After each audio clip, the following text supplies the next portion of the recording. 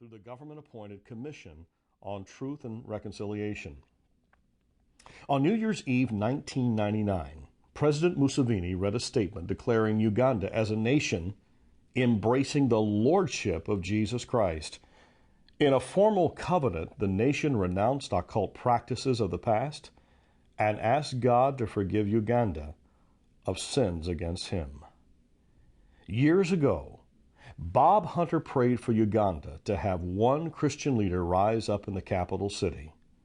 Today, in the capital city of Kampala, 6 government officials gather in prayer meetings every morning, 5 days a week, to pray for God to bless and guide their nation. Bob Hunter's pivotal prayer to make a difference in Uganda had done just that. Praying to make a difference in this world is unselfish praying. That's because, in all likelihood, praying to make a difference is going to cost us something.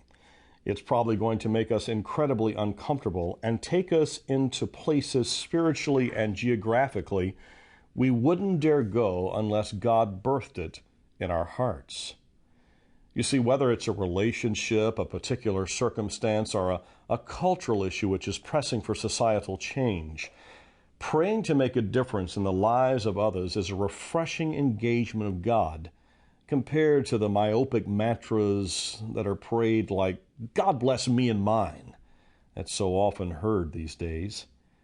The American Christian culture, so often hypnotized by consumerism and self-interest of late, has been plagued with egocentric praying. We might as well say before we begin, God, it's all about me, because that's where we spend a lot of our prayer time.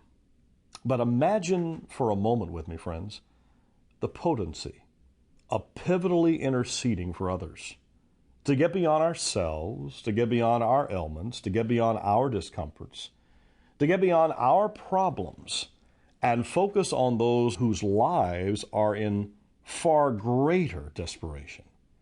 Now, it's not as if God doesn't care about our problems. Of course he does.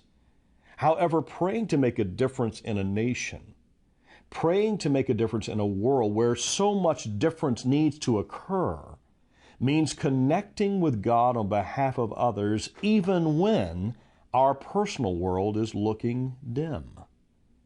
Jesus Christ, with all the pressures of public ministry upon him, facing growing opposition, knowing his destiny, the horror of death, and all the accompanying injustice, still pivotally prayed for others on a regular basis.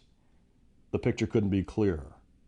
Praying to make a difference in this world means we are going to have to get over ourselves and through our problems and see us having a greater purpose in life. It's not that God doesn't want us to go to him about our needs.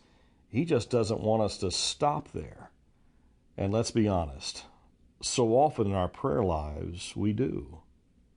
You see, praying to make a difference is unselfish praying. As well, praying to make a difference rejects the status quo of oppression. Praying to make a difference really does reject the status quo of oppression or injustice in our world. Britain's William Wilberforce, at the end of the 18th and beginning of the 19th centuries, prayed pivotally to make a difference in the lives of slaves in the United Kingdom and slave owners in the United Kingdom. He said, "May God enable me to have a single eye and a simple heart, desiring to please God and to do good to my fellow creatures." But outlawing slavery within Britain's parliament and among England's financial power brokers would carry with it a great sacrifice and great personal discomfort for Wilberforce. However, for 20 long years he prayed, and he tenaciously worked with the nation's leaders to end what he called, when referring to slavery, quote, "a course of wickedness and cruelty as never before disgraced in a Christian country," end of quote. Wilberforce prayed and made a difference. His courage and Parliament's eventual vote to abolish slavery became a model and case study for the growing abolitionist movement in the United States in the